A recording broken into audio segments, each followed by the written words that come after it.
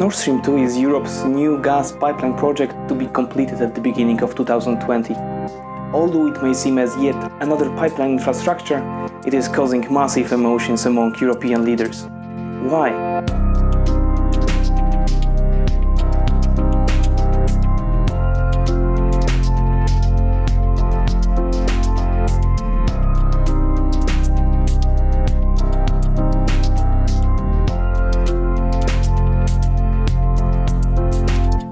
Nord Stream 2 inherited its name from Nord Stream 1, the pipeline which also generated a massive division in European Union. It has been constructed in the year 2012, connecting city of Vyborg in Russia, where the gas arrives from energy-rich Yamal Peninsula, and coastal city of Greifswald, Germany, along the bottom of the Baltic Sea. Nord Stream 2 will basically share the route of Nord Stream 1 and double the capacity of the stream to 110 billion cubic meters of gas per year. But what could be controversial about new routes of energy connectivity increasing Europe's overall potential? The official rationale of the project is diverse, but the main reason is simple. Europe needs more gas and Nord Stream 2 is going to provide it. Russia is the largest natural gas supplier to the EU, accounting for 40% of the overall share, exceeding Norway by 5%. Its 200 billion cubic meters of gas is being delivered by Kremlin to Europe each year. 90% of total volume currently goes through North-Central Europe via 3 major pipelines. The most capacious is the Ukraine section with the Brotherhood pipeline. The second one is the Yamal Europe going through Belarus and Poland and linking Germany. And the last one is the previously mentioned Nord Stream 1. In 2018, the pipelines run at 59%, 92% and 107% capacity respectively. But as you can see, Ukraine's current transit share almost matches the other two combined, although running only at 59% of its total capacity. As mentioned before, Nord Stream 2 will add additional 55 billion cubic meters of natural gas to this equation.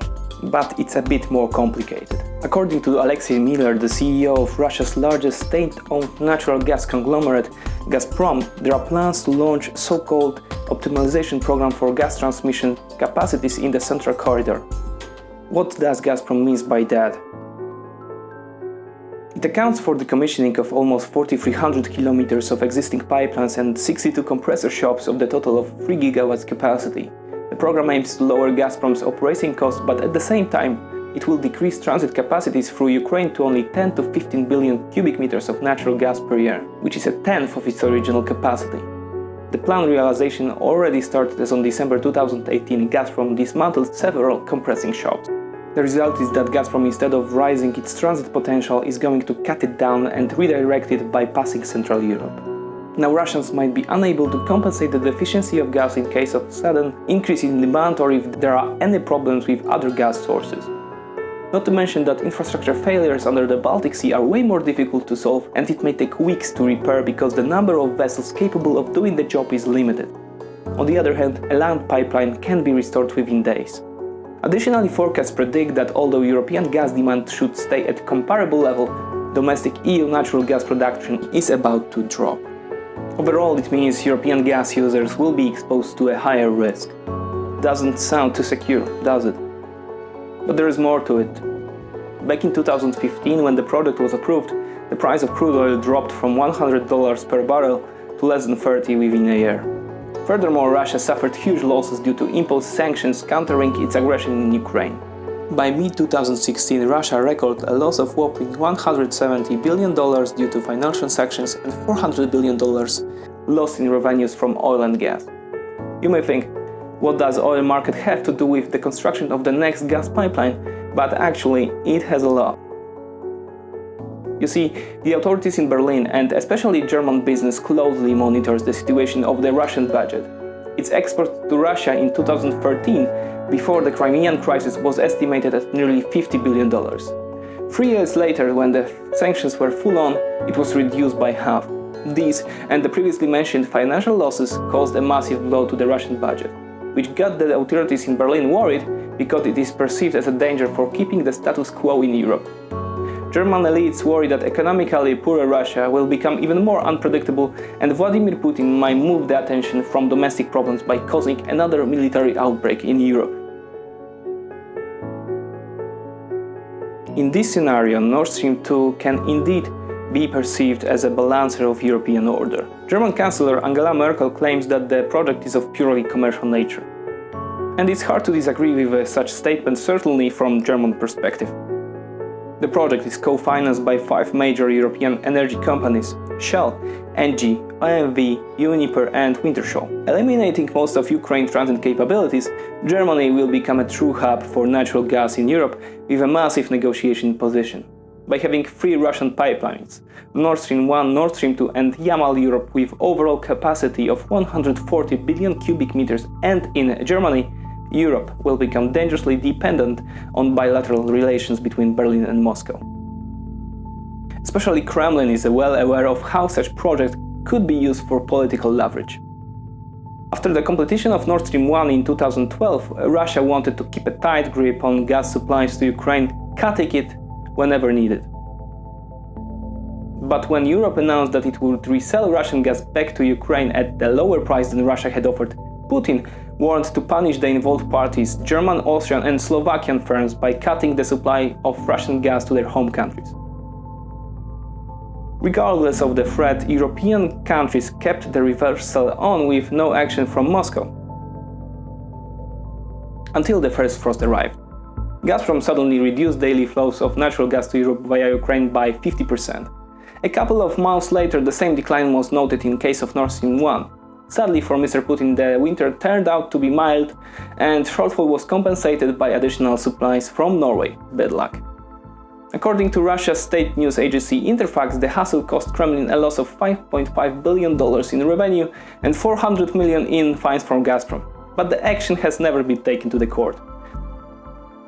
This way Putin proved that when his pipelines plans are completed, he will be able to cut Russian natural gas supplies to the European Union by 80% within days.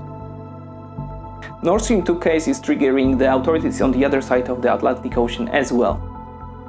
In June 2019, President Donald Trump warned that Germany was making a tremendous mistake by relying on the pipeline, warning the project really makes Germany a hostage to Russia. And later said, "We are protecting Germany from Russia and Russia is getting billions and billions of dollars from Germany." The USA, as an outside hegemon, is naturally seeking for ways to stop the possible congestion of power among Germany and Russia, as it already happened in history. That's why Washington is naturally set, at least in theory, to support the interests of states located between them, which are obviously strongly opposing against Nord Stream 2. The standard tool of US diplomacy in such cases, as you may suspect, are sanctions. Sanctions on companies involved in the Nord Stream 2 pipeline have been added to the draft of 2020 National Defense Authorization Act. As of December 15, 2019, when this material is being recorded, the USA has not yet made any move. However, even if it was, it looks that it's too late for sanctions to stop the project as it's nearly finished. But Trump might have something special up his sleeve. And that thing is liquefied natural gas, LNG. In recent years, US natural gas exports rapidly soared, contributing to the fact that in the year 2020 the USA will become energy net exporter. According to the latest research, Washington LNG export capabilities could even triple in upcoming decades. The USA, together with the world's biggest LNG exporter, Qatar, may counteract Russia's monopoly position in Central European gas market by delivering liquefied gas to gasport of the region, which later could be redistributed among other countries across the continent. Still, there is also another submarine project which tries to directly confront Nord Stream 2. It's called the Baltic Pipe. The Baltic Pipe is a natural gas pipeline project connecting the offshore territory of Norway with Poland via Denmark. The 275-kilometer submarine pipeline will have the capacity of 10 billion cubic meters of gas per year. With the combined capacity of Nord Streams, which is over 100 billion, it may seem a little, but in comparison it's 4 times annual demand for natural gas of Denmark and 60% of that of Poland. On 30th October, Nord Stream 2 received a final permit as Denmark allowed the pipeline to be laid inside Denmark's exclusive economic zone. It's the last green light which the project needed to be constructed, and it means Nord Stream 2 should become operational in the second quarter of 2020.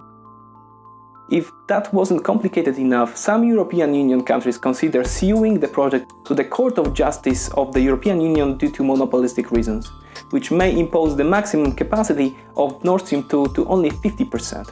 And we still didn't mention there is a southern equivalent of Nord Stream, the Turk Stream, which is another submarine pipeline changing the dynamics of energy geopolitics of Europe. We'll surely elaborate on this topic as well in the future video. So as you can see, the situation is very complex. This project certainly serves the interests of Moscow and Berlin and is Kremlin's tool designed to remove one of the Ukraine's major leverage mechanisms over Russia. There are certainly many more factors contributing to the spectacle of changing world which we are witnessing at the moment, and this channel is a place where you can join us watching it from front seat. If you would like to help us develop this channel, please subscribe to it and also hit the thumbs up button below. Have a good day.